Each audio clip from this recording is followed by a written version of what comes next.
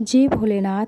श्री शिवाय नमस्तुभ्याम। हर हर महादेव। नमस्कार प्रिय भक्तों, आज मैं लेकर आई हूँ मासिक शिवरात्रि की व्रत कथा। सबसे पहले फागुन महीने की मासिक शिवरात्रि की आप सभी को ढेर सारी शुभकामनाएं देती हूँ और भगवान शिव की कृपा आप सभी भक्तजनों पर सदैव सर्वदा बनी रहे।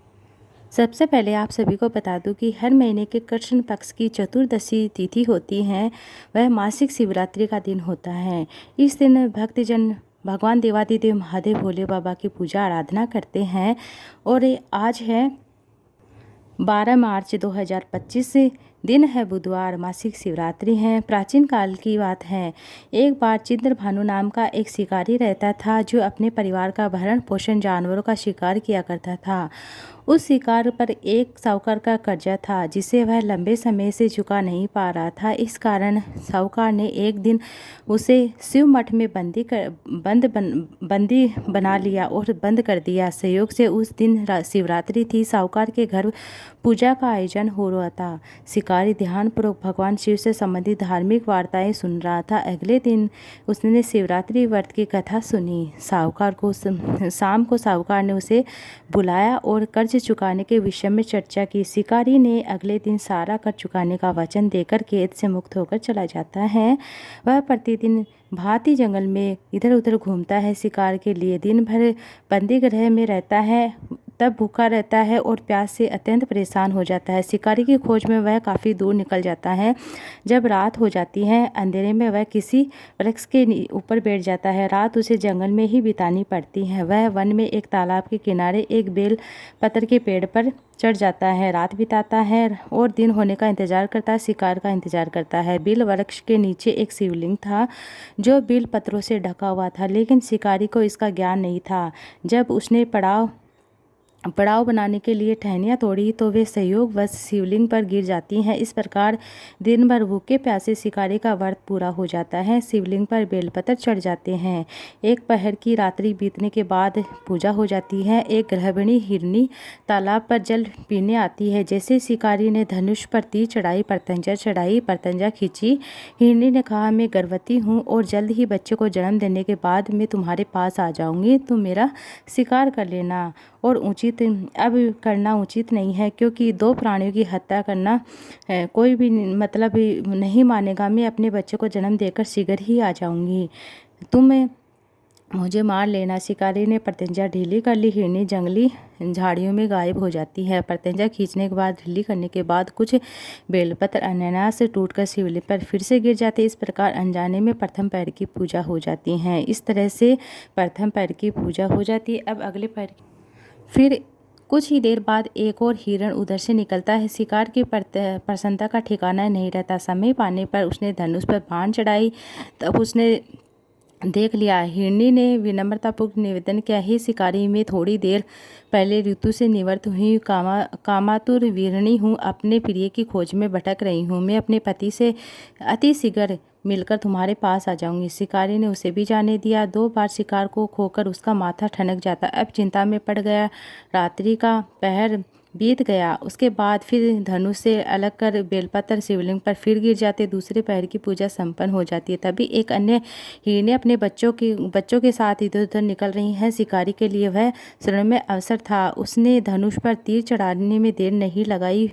वह तीर छोड़ने ही वाला था कि हिरनी बोली, हे शिकारी, मैं इन बच्चों को इनके पिता के हवाले करके लौट आऊंगी, इस समय मुझे मत मारो। शिकारी हंसता है, बोलता है, सामने आए हुए शिकार को छोड़ दूं? मैं ऐसा मूर्ख नहीं हूँ। इससे पहले मैं 2 बार अपना शिकार खो चुका हूँ।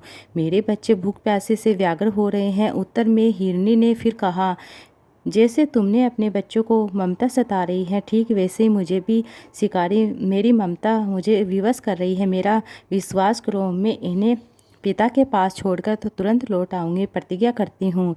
हिरनी का दुख भरा समाचार सुनकर फिर शिकारी सोचता है कि ठीक है, दया जाने देता हूँ उसे। उस मर्गिनी को फिर जाने देता है। शिकारी अभाव में तथा भूखा प्यासा व्याकुल शिकारी अनजाने में बेलपत्र वृक्ष से पेड़ फिर से गिर जाते। फिर उसकी पूजा हो जाती। तीसरे पहर की पूजा हो जाती। शिकारी ने तनी प्रत्यंजा देखकर मर्ग फिर से विनती करने लग जाती है, शिकारी, यदि तुमने मुझसे पूर्व आने वाले 3 मर्गनी को छोटा है, छोटे छोटे बच्चों को मार डाला है, तो मुझे भी मार डालो। विलम्ब ना करो ताकि मुझे उनके वियोग में एक क्षण भी दुख न सहन ना करना पड़े।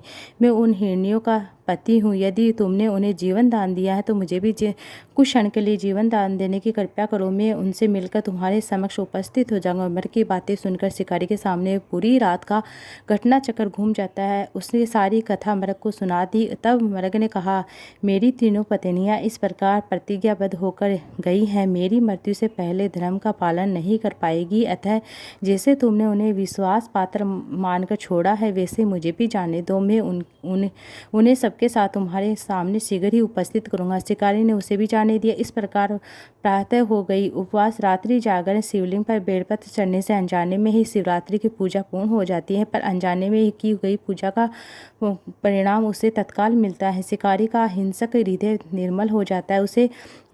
उसे भगवत शक्ति का वास होता है। थोड़ी देर बाद वह मर्ग सपरिवार शिकारी के समक्ष उपस्थित हो जाते हैं ताकि उनका शिकार कर सके। किंतु जंगली पशु की ऐसी सत्यता, सात्विकता तथा सामूहिक प्रेम भावना को देखकर शिकारी को बड़ी ग्लानि होती है। उसने मृग परिवार को जीवन दान दे दिया। अनजाने में शिवरात्रि के शिवरात्रि व्रत का पालन करने से अनजाने में पूजा हो जाने से शिकारी को मोक्ष और शिवलोक की प्राप्ति होती है। ये थी आज की कथा। उम्मीद है आपको कथा अच्छी लगी। अब देवादिदेव महादेव भोले बाबा की आरती करते हैं। सबसे पहले शंकर भगवान की स्तुति करते हैं।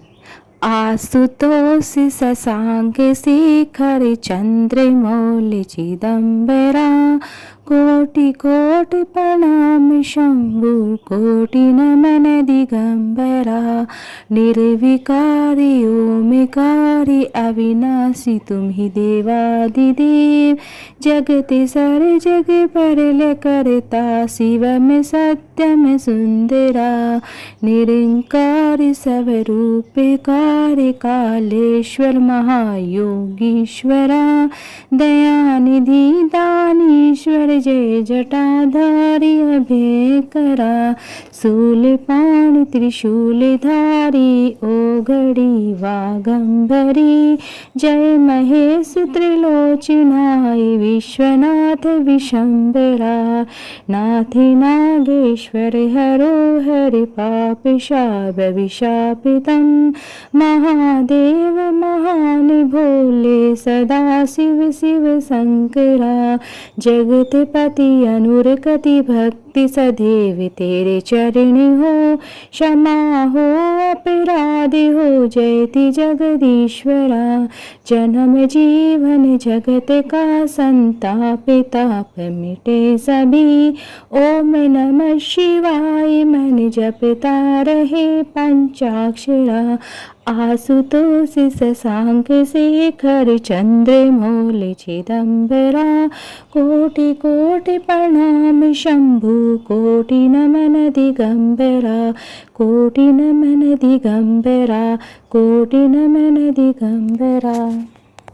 जय शिव ओंकारा भोले, जय शिव ओंकारा, ब्रह्मा विष्णु सदा शिव अर्धांगी धारा, ओम जय शिव ओंकारा, एकानन चतुरानन पंचानन राजे, भोले पंचानन राजे, हंसासन गरुड़ासन वृषवाहन साजे, ओम जय शिव ओंकारा, दो भुज चार चतुर भुज, 10 भुजी अति सोहे, भोले 10 भुजी अति सोहे, त्रिगुण रूप निरखता, त्रिभुवन जन मोहे, जय शिव ओंकारा, अक्षयमाला वनमाला मुड़माला धारी, भोले मुड़माला धारी, चंदन मृग मद सोहे, भोले शशिधारी, ओम जय शिव ओंकारा